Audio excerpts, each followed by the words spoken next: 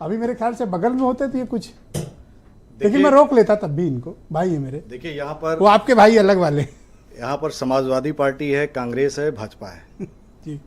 और हम एक सामाजिक संगठन के, माइक के नजदीक बोलो थोड़ा। सामाजिक संगठन का एक प्रदेश अध्यक्ष हूँ, श्री राष्ट्रीय राजपूत करणी सेना का। हमारा किसी भी राजनीतिक पार्टी से कोई लेना देना नहीं है। यहाँ पे आरोप भी लग गया कि भाजपा के हम करीब हैं और भाजपा वाले को सपोर्ट कर रहे हैं, भाजपा वाले क्यों नहीं बोल रहे हैं। मैं यहाँ पे तीनों दल के लोग बैठे हुए हैं। इस लोकतंत्र की जो सबसे बड़ी जांच एजेंसी है, हम लोग उसके लिए तैयार हैं। अगर जांच करा लो किसी नेता से, अगर हम लोग मिले हैं किसी पार्टी के, तो यहीं पे गुलामी लिखवा देंगे और यहीं पे संगठन का काम करना छोड़ देंगे। ब्रिजेश जी आपके सामने कहते हैं, आप राजनीति करिए, आपस में एक दूसरे को गाली दीजिए, एक दूसरे से लड़िए, लेकिन करणी सेना का इतिहास जाने बगैर करणी सेना पे उंगली उठाने की कोशिश मत करिए। एक बात। दूसरी बात, हमारे भगवान राणा सांगा को देश की सबसे बड़ी पंचायत में गाली दोगे, हम आंदोलन करेंगे तो हमको कहोगे गुंडा, कहोगे आतंकवादी, कहोगे, बर्दाश्त नहीं किया जाएगा। इस लोकतांत्रिक व्यवस्था में हमने हमेशा आंदोलन किया है, इस लोकतंत्र को ही अपनाया है। करणी सेना को जो आप कह रहे हैं कि भैया भी कह रहे थे कि तलवार लहरा रहे हैं, आप भी क्षत्रिय समाज से मैं कह रहा था, वो तो बाद में आपने भी कहा कि तलवार लाना, शुरुआत आपकी वहीं से हुई है।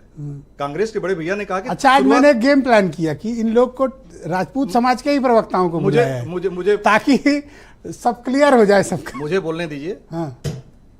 करणी सेना लाखों की संख्या में आगरा में इकट्ठा हुई, लाखों की संख्या में, पर आपने जो किया वो गलत था, उसकी निंदा। आप इस तरह से हिंसक प्रदर्शन नहीं कर सकते हैं। आपको तलवार बंदूक लहराने का कोई हक नहीं है। आप पर कार्रवाई होनी चाहिए, आपके खिलाफ एफआईआर होनी चाहिए। मेरे खिलाफ एफआईआर दर्ज करवा दीजिए। आपको प्रोटेक्शन दिया पुलिस ने, वरना आपने एक्सप्रेसवे रोकने की कोशिश की, आपने यातायात बाधित करने की कोशिश की, आपने डराने की कोशिश की, आपने धमकाने की कोशिश की। आपके खिलाफ कार्रवाई होनी चाहिए, बिल्कुल होनी चाहिए। मेरे खिलाफ एफआईआर दर्ज करवाइए और मुझे फांसी की सजा लटकाइए, लेकिन अपने महापुरुषों के अपमान का एक भी बर्दाश्त नहीं करेंगे। अगर कोई हमारे महापुरुषों का अपमान करेगा, हम कोई राजनीतिक पार्टी नहीं है। एक बात सुनो ना, एक बात सुनो, दो हाथ के लिए बुला रहे हैं सुमन जी, जाओ ना। बस वही कह रहा हूं, मुझे बोलने तो दीजिए। आपने आपको समय दिया, सबको समय दिया, ब्रिजेश भैया हमको नहीं दे रहे। अरे बोल, आप हमको तो समय दीजिए।